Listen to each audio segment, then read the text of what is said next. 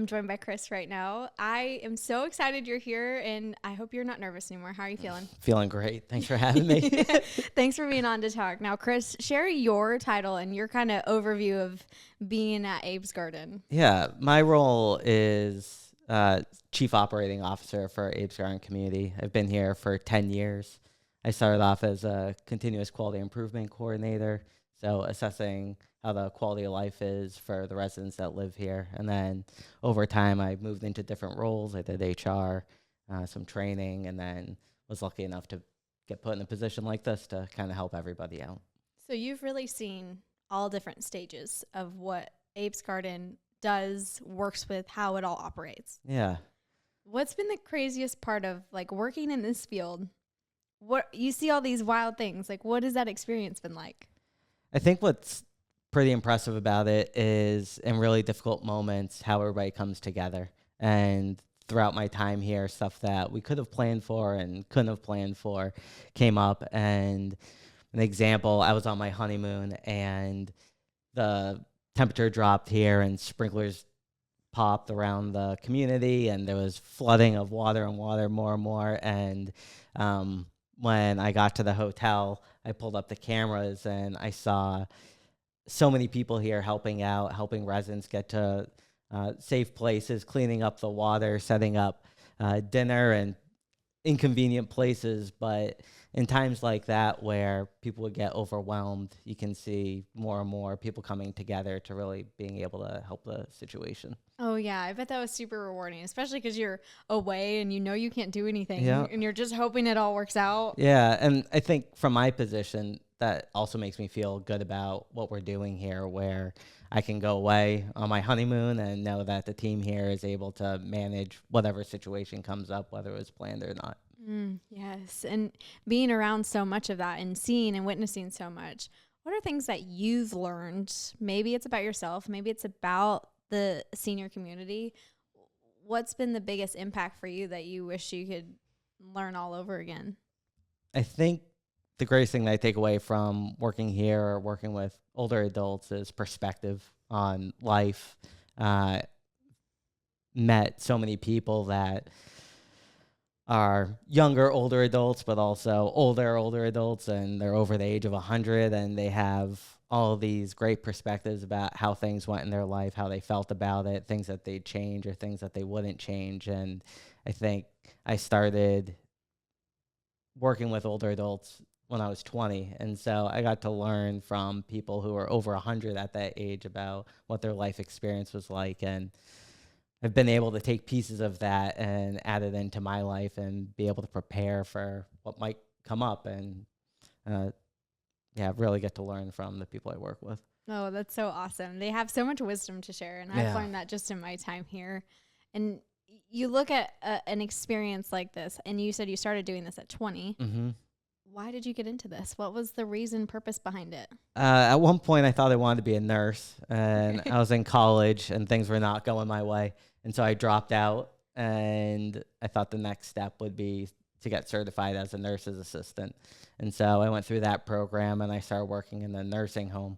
And I went from teaching swimming lessons with like 3 to 5 year olds to working with people that were much older. And it was a completely different phase of their life. And at first it terrified me, and the things that people were going through was pretty difficult. But then over time, again, the perspective and the information that they can share in their history, it really kind of changed my feeling about working with older people. And I really ended up enjoying it, and to the point where I'm still doing it and loving it. Yeah. And what have you learned about the older community that maybe you feel like gets misunderstood, or we just don't quite have the full perspective on? Because I feel like there's so much. We were talking before this of not a lot of people talk about senior living communities and what happens when they get in. It's just kind of like they go and buy. Yeah. What's some things that you've learned about them that you wish maybe people understood better?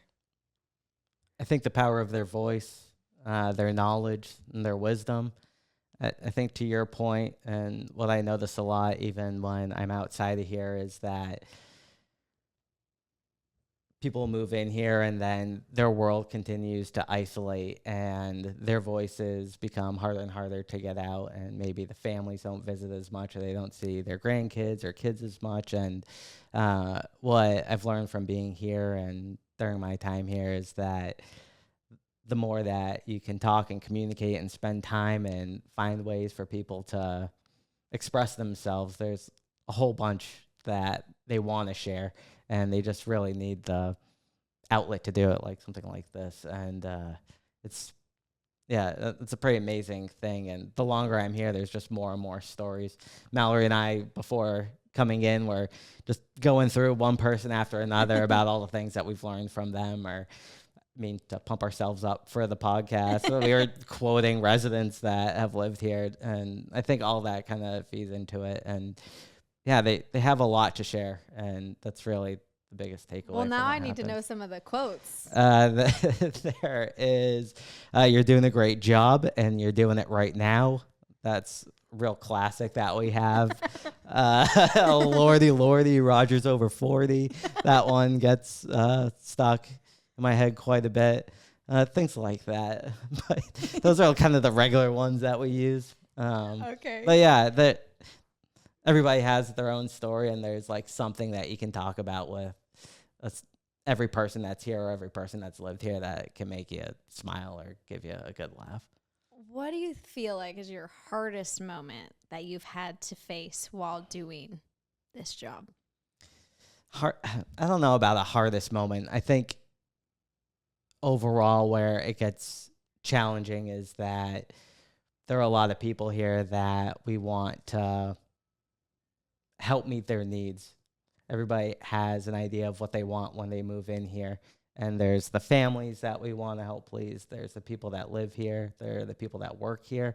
And then everybody else that visits and comes in and out. And I think on a day-to-day basis, I think the challenge is helping to make that happen. I think the positive part, and the reason why I like being here and being in a role like this, is that we're surrounded by people that are trying to make those things happen. And we have a board and a CEO that really help support that and give us the opportunity to help everybody's needs as much as we can. Oh, and that's super tough. You talk about families, and you probably witness a lot of emotions when people bring their loved ones here. How do you navigate something like that? Because it's such a big change that's happening, not just for the person who's coming in here, but also the families. Yeah. What's that adjustment period like? What's that experience? It can take some time, and the biggest thing is getting an understanding of what everybody's goals are. And another tougher area to navigate is nobody really chooses to move into a community. People want to live at home as much as possible. But when they do move in here, what does a great day look like for them? For the family, what does a great day look like for them? And what can we do to help make that happen? And really understanding everybody's life story, their history before coming in here.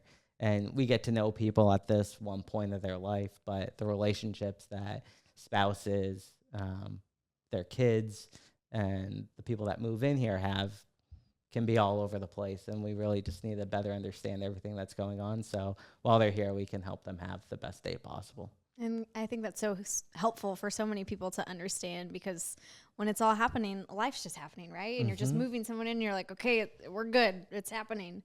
And you're not really thinking about that aspect of what does this day to day look like? How can we be helpful in making sure that their lives are enriched by this change? And I think just hearing from you that you've seen a lot of that happen will be helpful for people. I want to ask you too, because you have witnessed so much, what's like the craziest moment you've had at Abe's Garden? I do think the sprinkler situation was pretty crazy. There were so many pipes that burst and the amount of water that came in. And everybody pulling up the cameras and seeing all of that going on was pretty wild. I think this, on the positive side, a good thing that happened is we had the Nashville Opera come here, and they do the Opera on Wheels.